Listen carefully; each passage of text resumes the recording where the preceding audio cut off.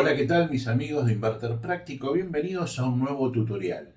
En esta ocasión vamos a hablar, a pedido de muchos colegas y muchos alumnos que han transitado con nosotros, hacer una revisión sobre lo que tiene que ver con la comunicación paralela en las placas inverter.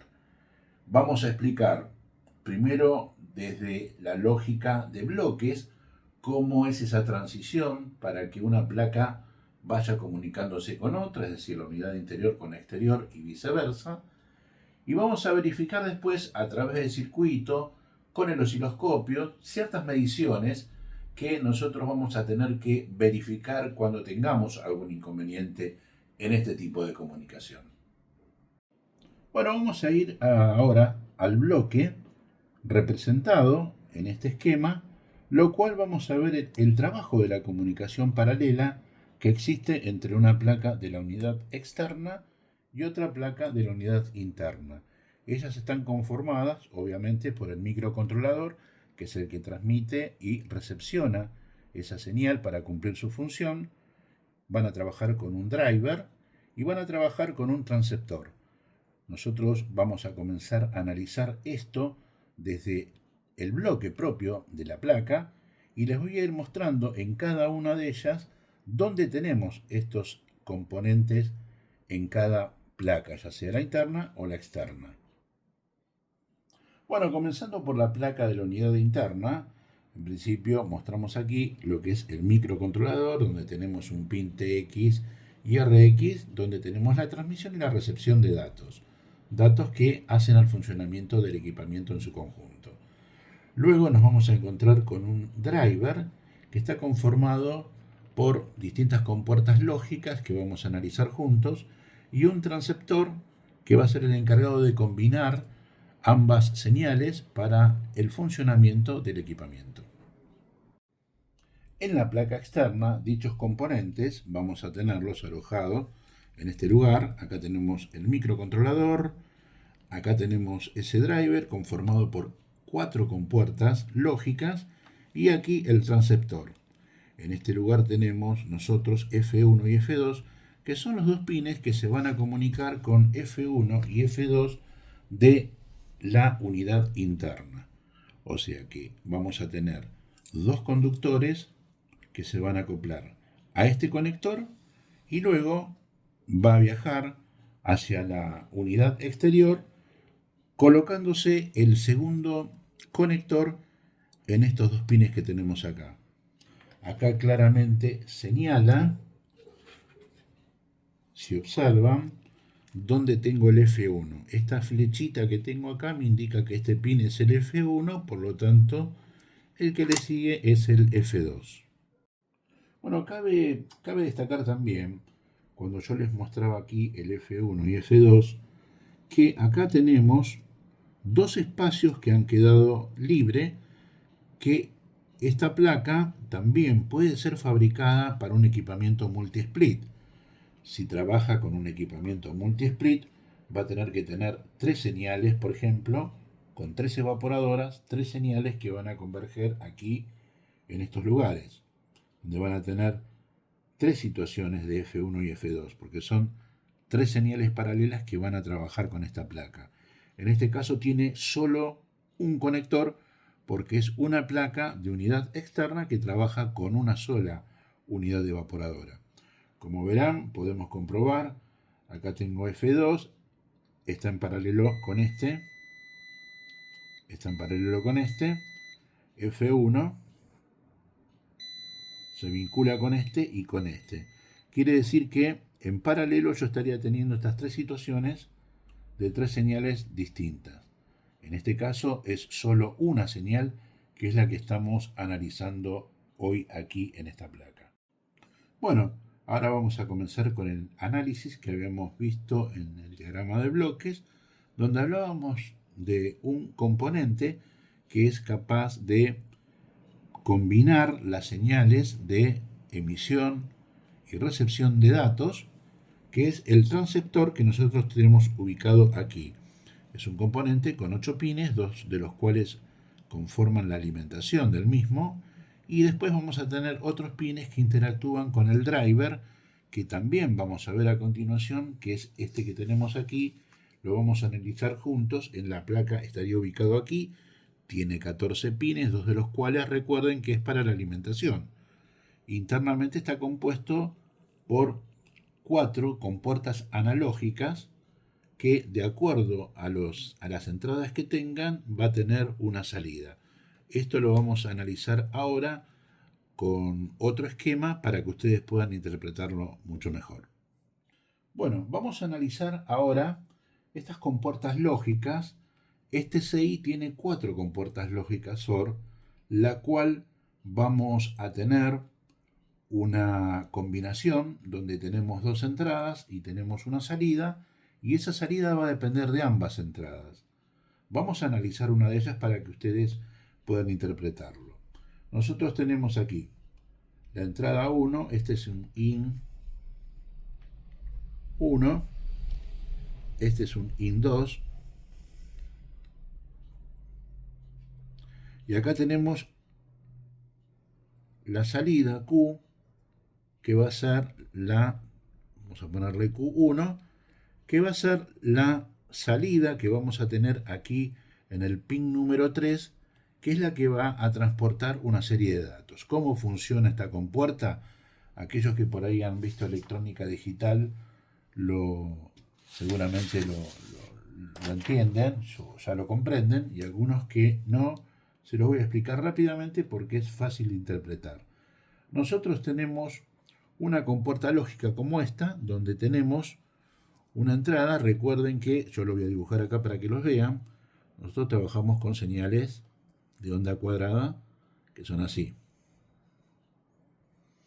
donde tenemos nivel lógico alto, nivel lógico bajo, nivel lógico alto, bajo, alto y bajo, la cual yo podría decir que, por ejemplo, 1 es igual a un voltaje, por eso lo hablamos de que es un nivel lógico alto, un high, y 0 es un nivel lógico bajo.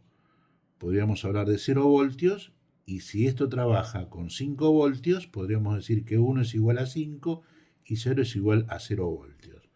Por eso lo determinamos para que se entienda mejor como un nivel lógico alto y un nivel lógico bajo, es decir, 1 y 0. Si yo tengo aquí, en este tipo de compuerta lógica, hay muchas compuertas lógicas. No todas trabajan igual, pero en este caso, si yo tengo 1 acá y 0 aquí en el ingreso, voy a tener acá en Q 1. Vamos a otro ejemplo con la misma compuerta, ¿no? Si yo tengo aquí 0 y aquí tengo 1, acá tengo 1. Y el tercer ejemplo sería, por ejemplo, si yo tengo 0 aquí y tengo 0 aquí, acá tengo 0. Quiere decir que estaría trabajando con un nivel lógico bajo, bajo, y la salida sería bajo también. O puedo tener un nivel lógico alto, para que se interprete, tengo aquí 1, 1, y la salida sería 0, o L, que es low. Ese sería lo que nosotros conocemos como la tabla de la verdad, donde básicamente, para que se sobreentienda mejor, nosotros vamos a tener un nivel lógico alto a la salida de las compuertas lógicas cuando en las entradas tenga diferentes niveles, un alto y un bajo, o un bajo y un alto. Voy a tener en esa situación solamente uno. Después voy a tener, si tengo dos niveles lógicos altos, voy a tener un 0, o dos niveles lógicos bajos, voy a tener también un 0. Esto recuerden que representa a low, esto representa a low para que se sobreentienda que es 0 y es 0. Bueno, ahora vamos a analizar este driver que habíamos visto en el esquema también, que es un driver donde en su interior tenemos alojadas distintas compuertas lógicas. En este caso tenemos 4 compuertas lógicas. Ustedes saben muy bien que representativamente cuando hablamos de niveles lógicos altos o bajos, hablamos de 1 o 0. Y eso surge a partir de una señal que vamos a tener en el circuito, donde yo voy a tener 1, 0, 1, 0, 1, 0, y así sucesivamente, donde 1 va a representar un valor de voltaje y 0 va a representar 0 voltios, es decir, un voltaje que va a estar en 0. Yo voy a establecer acá para que se pueda interpretar qué es lo que sucede cuando en el pin 1 o en el pin 2 ingresan distintos niveles. Hay una tabla que se denomina la tabla de la verdad. Yo voy a representar, fíjense, yo tengo A y tengo B. Y voy a tener una salida que va a ser Y. Entonces, yo voy a poner acá para que ustedes lo vean. Vamos a poner A, B, y vamos a poner Y. Entonces, yo puedo decir que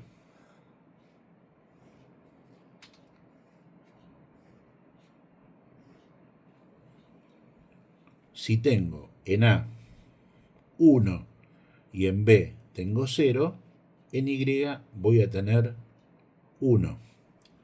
Si tengo en A 0, en B 1, voy a tener en Y 1. Si tengo en A 1 y en B 1, en Y voy a tener 0. Y si tengo 0 en A y 0 en B, en Y voy a tener 0 también. Eso significa, tomando como ejemplo una de ellas, yo puedo decir que si acá tengo un nivel lógico alto, es decir, tengo un 1 lógico en el pin número 1, voy a tener en el B, por ejemplo, un 0. 1, 0 representa, siguiendo con la tabla, 1, 0 representa 1. Quiere decir que aquí voy a tener 1. Es decir, que acá en Y, que es el pin número 3, voy a tener un 1. Y así sucesivamente podemos ir demostrando en cada una de las compuertas de acuerdo al nivel lógico que tengan de entrada la salida que voy a obtener, si es 1 o es 0. Bueno, vamos a comenzar a analizar el circuito, que parece algo muy complejo, pero vamos a tratar de simplificar en las etapas que son las etapas puntuales para que se emita, se recepcione datos y que ustedes puedan interpretarlo de una manera más fácil, utilizando esta lógica de seguimiento de los principales componentes. Vamos a comenzar por la transmisión de datos. Nosotros aquí en el TX, este que tenemos aquí, cuando el microcontrolador transmite datos, va a ingresar al 2A. Es decir, lo tengo ampliado para que podamos verlo mejor. Va a entrar aquí en el 2A o A2, que es lo mismo, ¿no? Aquí va a entrar el TX, es decir, la transmisión de datos que provienen del microcontrolador. Por lo tanto, acá yo voy a tener un tipo de señal que se va a manifestar acá con distintas lógicas de 1-0, donde voy a tener en algún momento 1, en algún momento 0, en algún momento 1, en algún momento 0. Ahora, si esta señal yo quiero transmitirla hacia el I2 para que de ahí se dirija al transceptor, es decir, para que desde acá se dirija al transceptor para que emita señal hacia la placa interna, nosotros vamos a precisar acá que B2 también tenga un acceso lógico alto o bajo. Porque recuerden que para que yo obtenga una señal 1 aquí, una señal 1 que va a ser la partida de ese paquete de datos que va a surgir desde el microcontrolador de la unidad externa, yo necesito tener una lógica inversa tanto en A como en B, es decir, si acá estoy en 1, acá tengo que estar en 0. Entonces, cuando acá está en 0, si yo quiero ir transmitiendo datos ahí, cuando acá está en 0, yo acá voy a tener que estar en 1. O cuando acá esté en 1, voy a tener que estar en 0. Entonces, siguiendo esta señal, cuando acá esté en 1, para poder transmitir datos, yo tengo que tener acá un 0. Esto para mí va a ser 0. Entonces voy a tener 0, 1. Estoy hablando de este B2, ¿no? Ahora, cuando acá esté en 0, acá voy a estar en 1. Cuando esté en 1 allá, acá voy a estar en 0. Cuando esté en 0 acá, allá arriba, voy a estar acá en 1. Entonces son señales invertidas para que yo pueda tener 1, 0, 0, 1. Esto acá va a ser 1, 1, 0 o 0, 1. Entonces, de esa forma siempre uno de los dos va a tener un nivel lógico diferente. Eso me va a permitir que ese nivel lógico diferente sea transmitido aquí a la salida, donde yo voy a dirigir después esta señal al transceptor para que se dirija hacia la unidad interna. Es decir, que acá yo en algún momento voy a tener 1, 0, 1, 0, que va a depender de estas dos señales que ingresen acá. Una es propia de la que emite el microcontrolador y la otra es la de el microcontrolador emite por acá una señal con una frecuencia fija para que pueda cruzarse 1,0 con una señal inversa y que de esa forma, al obtener dos niveles en distintas lógicas, es decir, 1,0 o 0,1, yo pueda tener esa transmisión de datos aquí, porque aquí también voy a tener una señal que se va a emitir, que es la que va a ir al transceptor, que va a depender de estas dos señales, de la señal inverse que viene del microcontrolador y del TX que viene del microcontrolador. Es decir, que desde el microcontrolador yo voy a tener dos señales. Esas señales yo se las voy a mostrar luego en el microcontrolador para que ustedes vean cómo surge para poder lograr mediante esta lógica, con estas compuertas, y lograr transmitírselo al transceptor para que el transceptor emita señales también hacia el transceptor de la unidad interna y que de ahí se inicie la lógica de funcionamiento del equipamiento según su estado. Si está en modo frío, modo calor, van a ser señales que van a tener un sentido lógico para que eso así suceda. Aquí en el microcontrolador nosotros tenemos claramente reflejado donde tenemos, a través por ejemplo del pin número 10, tenemos la recepción de ese paquete de datos que lleva o trae en este caso una información y desde aquí un TX donde surge la comunicación hacia la placa de la unidad interna. Y acá tenemos otra señal que es la señal inverse, que es la que va a generar mediante la señal inverse y el TX una señal la cual me permita tener dos niveles lógicos. Cuando una esté en 1, la otra va a estar en 0. Cuando esta esté en 0, la otra va a estar en 1. Para que de esa forma, como la compuerta lógica se comporta con dos niveles lógicos distintos, pueda tener una transmisión de señal a la salida como 1, que va a ser un nivel lógico alto. Porque si yo no tengo una diferencia de niveles lógicos, no voy a tener salida, es decir, va a quedar esa compuerta lógica va a quedar cancelada. No voy a tener forma de poder transmitir datos. Lo que vamos a hacer ahora, primero vamos a analizar esta compuerta inverse, que es la que va a entrar de acuerdo a lo que nosotros tenemos preestablecido aquí en el pin número 5 de este CI, que es el CI justamente que trabaja como un driver con las compuertas lógicas. Vamos a analizarlo desde aquí y vamos a colocar el osciloscopio para poder ver esa señal. Bueno, vamos a darle encendido a esta placa. Recuerden que yo acá no voy a usar reactor porque no voy a usar la parte de potencia. Por lo tanto voy a jumpear con este cable, estos dos cocodrilos aquí, esta flecha cocodrilo, donde estaría la conexión del reactor. El reactor está jumpeado acá.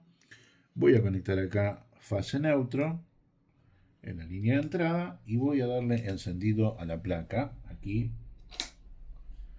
Ahí encendió, obviamente va a marcar algún destello de algún LED porque no tiene puesto los sensores y demás, así que seguramente va a estar marcando un error. Bueno, ahora vamos a comprobarlo, vamos a ubicar el osciloscopio y vamos a ver primero cómo es esa señal inverse que proviene del microcontrolador. Bueno, como verán, nosotros vamos a analizar esa señal inverse que tenemos acá, que ingresa al pin número 5 del IC302. Es decir, vamos a colocar aquí, vamos a utilizar uno de estos negativos que tenemos en el 2003. Yo voy a usar cualquiera de ellos, acá uno, y acá voy a colocar en el pin número 5 para analizar esa señal inverse. Ahí está la señal. No es una señal de onda cuadrada, que es la que genera el microcontrolador para poder lograr diferenciar las entradas de las compuertas lógicas. Bueno, habiendo comprobado ya la señal que viene del inverse, para poder interactuar con la otra entrada, que tiene que ver con las dos entradas de compuerta lógica, vamos ahora a analizar la señal que viene del TX, que es la transmisión de datos que viene desde el microcontrolador y entra al pin número 4. Y luego desde el pin número 6 la salida que vamos a tener hacia el transceptor. Vamos a tomar las dos señales para que ustedes vean primero el de transmisión de datos y luego la salida de la compuerta lógica en el pin número 6. Bueno, ahora sí vamos a comprobar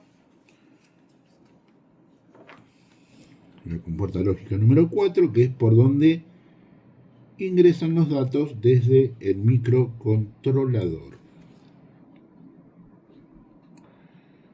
Ahí vemos la señal. La primera es un ripple que quedó anteriormente. Ahí está, esa es la señal que transmite el microcontrolador. Y ahora vamos a ver la señal que es la que va hacia el transceptor, que sería la I. Acá tenemos la señal que va a partir hacia la I, para que luego el transceptor, a través de F2 y F1, pueda enviar los datos, ese paquete de datos, esa información hacia la otra placa. Bueno, lo que hemos visto hasta acá es una parte de la comunicación paralela. Es importante poder realizar mediante el osciloscopio esas mediciones para ver si tenemos oscilación. Al tener una oscilación vamos a estar interpretando que estamos teniendo un paquete de información que proviene desde el microcontrolador, donde a través de ese tren de pulsos que surge a través del inverse desde el microcontrolador, esa conjugación de ambas señales puedan obtener una señal de salida en Y2 y que de esa forma podamos dirigirnos al transceptor para que el transceptor se dirija a la placa interna, también al transceptor de la placa interna, y permita la comunicación entre ambas placas.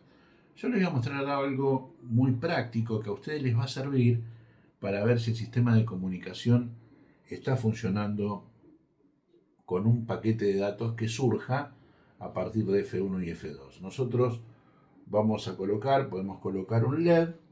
En ese LED, colocándolo en F1 y F2, van a ver cómo se produce la transmisión de datos. Obviamente van a ver un destello en el LED, y si eso no ocurriera es porque estamos teniendo un problema de transmisión desde la placa.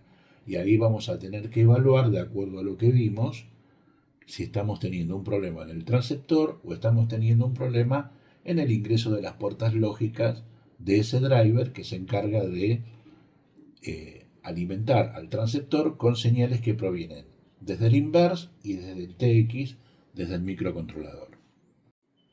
Bueno, lo que hice es tomar un pequeño LED, aquí un LED rojo para que se pueda ver bien.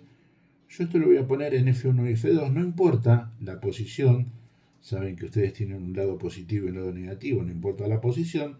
Sí importa es que el LED emita un destello. Yo lo voy a colocar en F1 y F2 para que ustedes lo vean.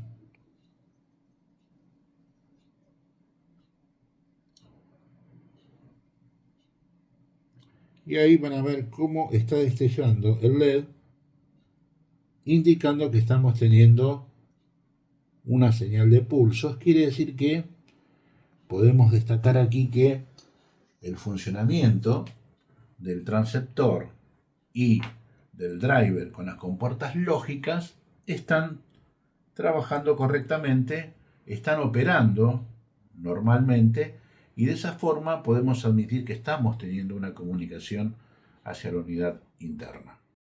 Bueno, el circuito se complementa también, tiene diodos de tipo TBS que son protectores contra los picos de tensión que pueda haber. Recuerden que en muchas ocasiones hemos tenido casos donde F1 y F2, por un error que ha cometido por ahí el instalador, le ha dado corriente alterna, y eso ha perjudicado al sistema de comunicación, porque esto trabaja con bajas tensiones, 5 voltios, 1,8, 2,2. Y imagínense cuando el técnico, por un error en la instalación, le envía 220 voltios a F1 y F2. Obviamente que vuela con todos estos bloques que nosotros lo hemos mencionado anteriormente. Pero en caso de una sobretensión tenemos protecciones que son los diodos TBS, que son los diodos supresores de sobretensión. Yo se los voy a mostrar aquí cómo lo tenemos. Fíjense que esto está entre F1 y F2. Yo voy a mostrar acá. Acá tengo F1. F1 va al pin número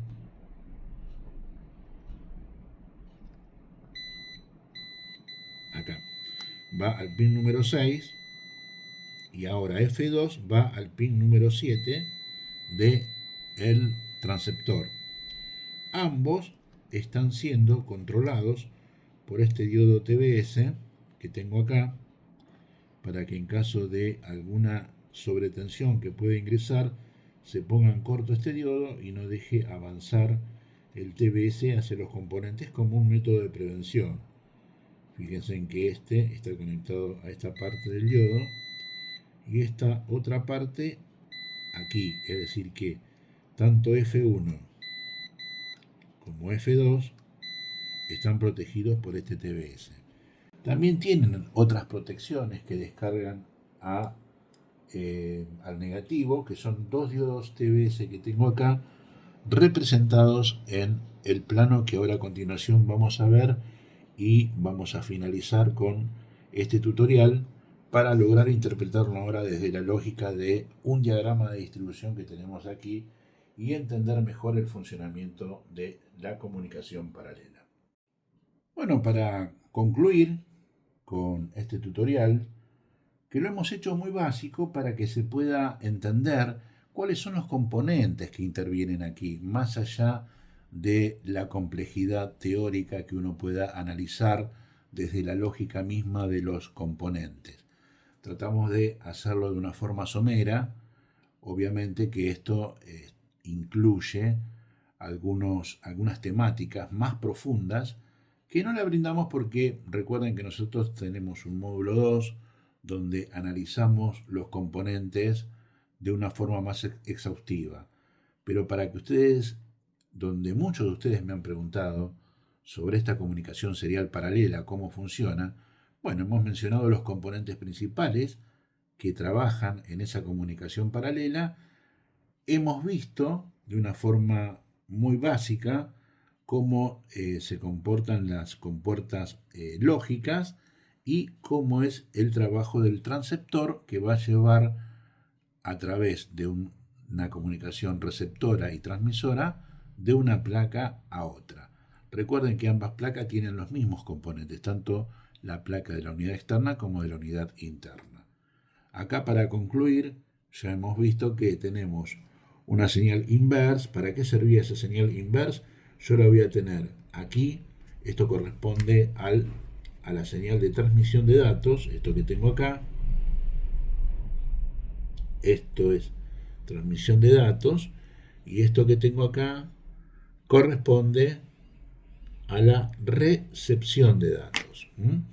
Entonces, cuando transmite datos, utiliza esa señal inverse acá para tener un nivel lógico alto y bajo en una de las entradas, y en la otra entrada va a depender de los altos y bajos que provea el microcontrolador, donde vamos a tener una salida Y, que va a ir al transceptor, que va a ser una señal de pulsos también, que va a ingresar a él para continuar a través de F2 hacia la placa de la unidad interna. Ahora vamos a tener una etapa receptora también, donde vamos a tener un ingreso acá de señal que va a entrar por este lado al pin número 6, se va a distribuir a los dos componentes internos que tiene el IC301, y desde acá va a partir una señal que va a entrar al pin número 1 de la entrada de la compuerta lógica del RX. El pin número 2 va a estar conectado también al inverse para que tenga una misma lógica de funcionamiento que el TX. Y la salida, que justamente va a ser la I1, que es el pin número 3, fíjense en que es el circuito que va a ir a la recepción de datos que envía la placa interna hacia la placa externa, y que de esa forma el microcontrolador pueda estar comunicado y vinculado a través de todos estos componentes y recibir o transmitir comunicación de un lado hacia el otro para la puesta en funcionamiento del equipamiento inverter. Bueno, por último, quiero destacar algo también que muchos alumnos a veces dudan. ¿Dónde tenemos el pin 1, el pin 2, el pin 3? Nosotros hemos analizado desde el esquema, hemos conectado, yo les he nombrado el número de pines donde hemos conectado el osciloscopio para ver esa señal inverse, el TX, el RX, pero no hemos mostrado realmente, y muchos tienen dudas con respecto a eso, cómo enumerar los pines o cómo saber qué pines estoy observando. Ahora vamos a acercar la cámara para que ustedes puedan ver e identificar desde dónde nace el pin número 1. Bueno, muchos se preguntan a veces cuando analizan la placa y analizan un componente, ¿dónde tengo el pin número 1 para poder de esa forma localizar el resto de los pines? Este transceptor tiene 8 pines. ¿Cómo sé cuál es el pin número 1? Generalmente tiene o un pequeño circulito cerca del pin, o si no tiene una flechita que indica que ese es el pin número 1.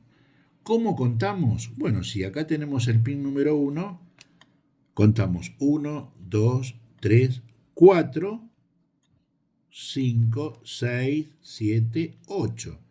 Esa sería la forma de contar los números de pines. Acá en el driver, que tienen las compuertas lógicas, acá tenemos también otra flecha que nos indica que acá tengo el pin número 1.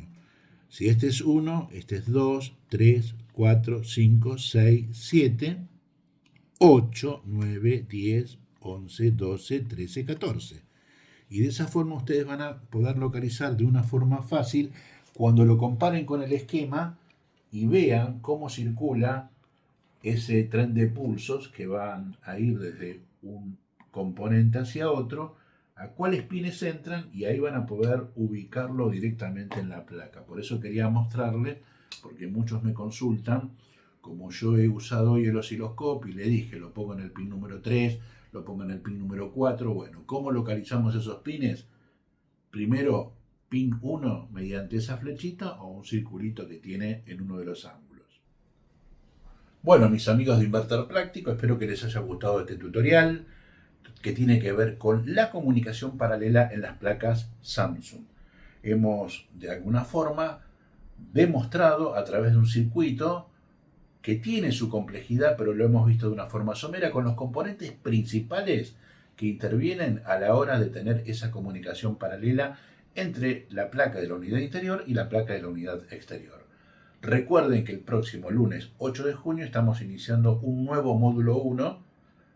Quedan solo 3 vacantes, así que pueden ingresar a través de nuestro WhatsApp que está en el portal que hemos publicado a través de Facebook, Instagram. Y recuerden de darnos un like en nuestra página de YouTube, suscribirse para que puedan seguir y puedan continuar viendo aún otros materiales que vamos a ir subiendo a nuestra plataforma, material interesante para ir involucrándose con esta tecnología que, como siempre digo, vino a nuestro país para quedarse. Nos vemos en la próxima. Recuerden, lunes 8 de junio, los estamos esperando. Inscríbanse a través del WhatsApp que está publicado para este nuevo módulo y quedan solo 3 vacantes. Amigos míos, nos vemos en la próxima.